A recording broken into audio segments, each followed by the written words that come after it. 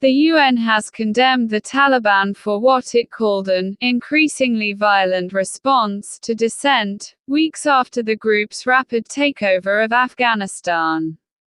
The body said Taliban fighters killed 4 people during recent protests.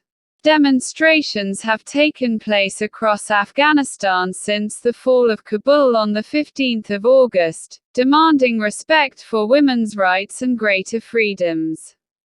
Taliban fighters have used batons, whips, and live ammunition against protesters, the UN said in its report.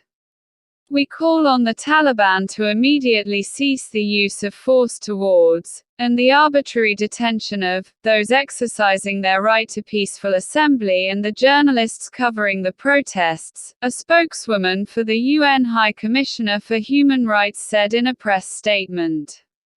Taliban fighters swept across Afghanistan in August, capturing provincial centers and eventually the capital Kabul itself in less than 2 weeks.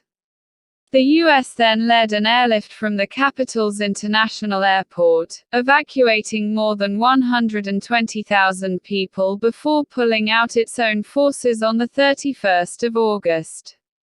The collapse to the Taliban follows 2 decades of U.S. military operations in Afghanistan, after American and Allied forces ousted the Taliban from power in 2001 following the 9/11 terror attacks.